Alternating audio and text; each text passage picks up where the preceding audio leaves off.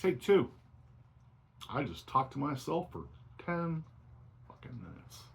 Anyways, first video I've done in a while. Man, I'm looking like Halford, but 40 years younger, but I'm looking like Halford. Anyways, first video I've done in a while. Actually, there is some more recorded. I just like putting up the shorts more, but I wanted to put this one out tonight. This is about what I personally think makes a, what the fuck's going on here? There we go. A great death metal snare. And this is all personal.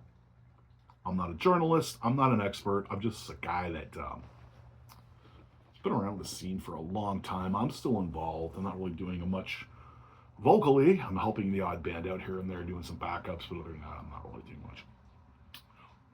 I'm going to dance around a lot in this video. Different things. I was only going to do a 2-minute thing. I started actually doing it. I'm like, yeah, it's going to take more than 2 minutes. What I think makes an amazing death metal singer. Going outside your boundaries of what you listen to, what your influences are.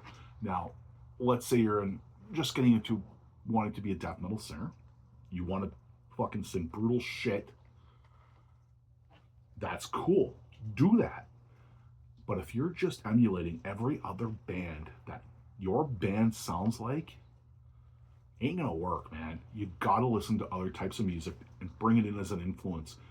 Let's say your new influences, Stone Temple Pilots, Typo Negative, Rammstein.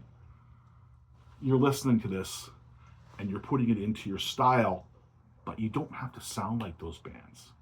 What I'm saying probably doesn't make sense to you, but it does. I always think somebody's walking in here. Anyways, what I'm trying to say is when you're listening to some other types of music, taking other influences in, it helps a lot. You're still going to be brutal. You're still going to be sick. You don't have to sound like these fucking bands. And the thing is I know so many singers that are the most open-minded people in the band. They're not gatekeepers. Gatekeepers is fucking lame. It's fucking early 2000s. It's stupid. Your favorite YouTube characters are playing this up to you about the whole poser shit. You know what a poser is? It's pretending you like a music that you don't. That's what a poser is. No, everyone's kind of all over with it, but anyways. But that's what I think. Listen to other types of music. It'll help you sound different than the rest of them when you're going to record, when you're going to do live stuff. And I'm saying this again as a fan.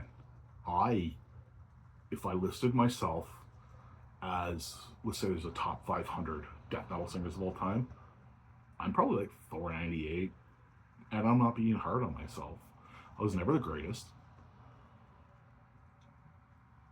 I never found my groove until I was in Burning Caskets, and I'm fucking stress how much you people should check out that fucking band. But anyways, I just want to start from the beginning of Rotting, my vocals. We did the Christ Crusher demo, which apparently is worth a lot of money. Fucking assholes. I don't have it. I haven't had it in years because I pretty much give away anything that I have Rotting. I was engulfed with death metal at the time because I was a kid. Death metal wasn't in its infancy, but it was still kind of new. Not really, but kind of.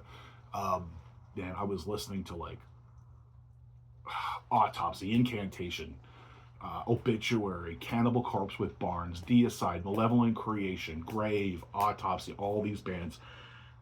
And I put it into that influence. And it was, as I said earlier on, and you can tell I'm kind of dancing around in those vocals if you've heard it. I kind of wish I had some more, I was using some more outside influences on that. It sounds cool though. The Screams of Anguish Tardy shit I do on that stuff, it's actually pretty cool. I was a kid when I did that. There was like a recording in between there, and I don't remember. I have a good memory but a bad memory at the same time. But then we did Drown in Rotting Flesh, which to me was the pinnacle of Rotting. It was not Crushed. Musically, you can tell we're listening to other shit, which helps a lot. Jeff came up with some fucking great non-death metal riffs that sounded death metal. Again, that makes sense. Keith, who's an amazing drummer, respectfully influenced by Mike Smith from Suffocation, but he had some real grooving fucking drums on there. But anyways, at that same time, I was, yes, listening to death metal, but I kind of took a break from just listening to death metal. I was kind of rediscovering my hardcore roots. I was listening to Faith No More, Stone Temple Pilots, Alice in Chains, White Zombie. Now you're probably thinking, if you've never heard Drowned in Rotting Flesh before, that's fucking lame. Go back and listen to it. The vocals are fucking great. It's because I was using outside influences, listening to it and trying to bring it into the brutality of Drowned in Rotting Flesh. Ego into Crushed. Again, I would never understood the whole thing. Rotting's not original. I think I've said stuff about this in earlier podcasts. The 9 of you that watch all my shit never got it. We actually were very original. We used, because the thing was, you see our reviews. We had a lot of reviews back then.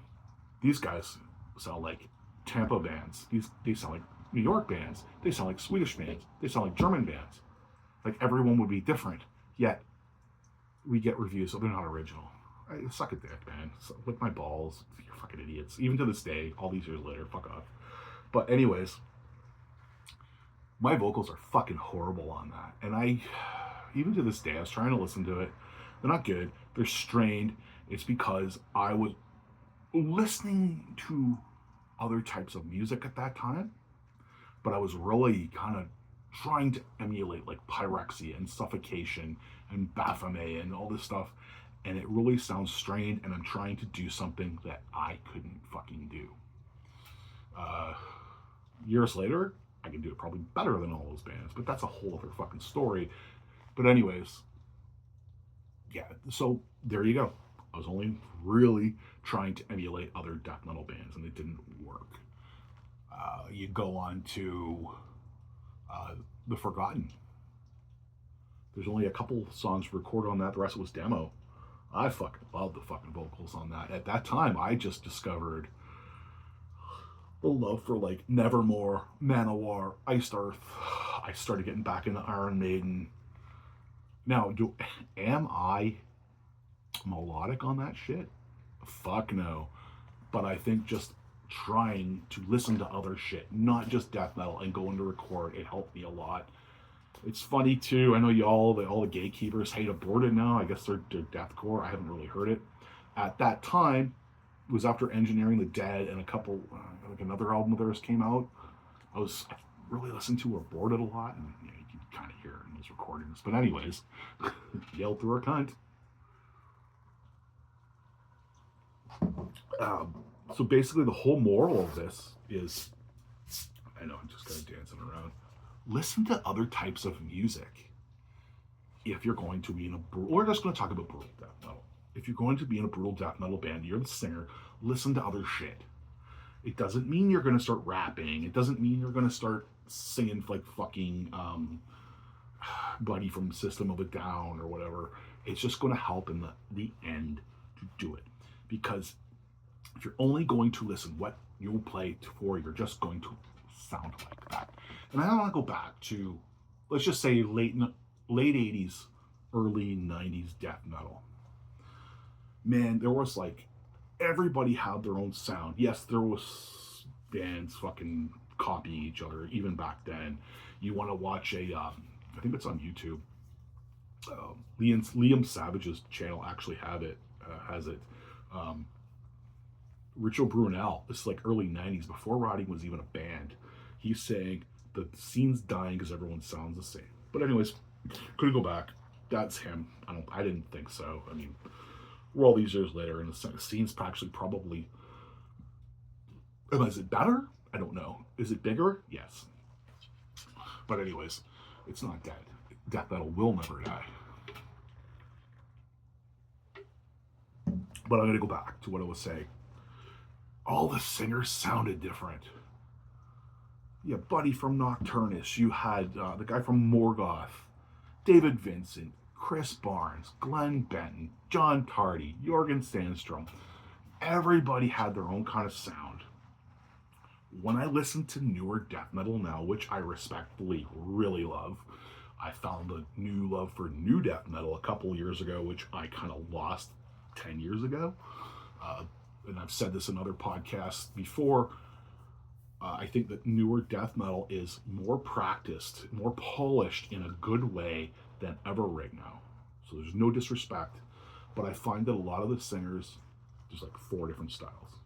It's hard to distinguish. So I think that if you're going to listen to other shit, you might start having your own sound. That's brutal. Check out Faith No More. Check out some Alice in Chains. Check out Typo Negative. Down.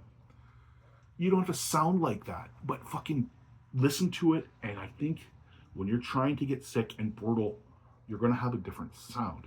Another thing I want to add too, when I was doing Burning Caskets and Sewer and just about to go into Decimate, that was my best singing experience. Again, check out fucking Burning Caskets, you fucking assholes.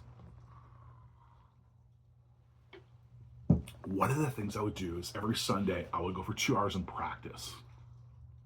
I would throw on the fucking PA and just belt it on the microphone. You know what I practiced to?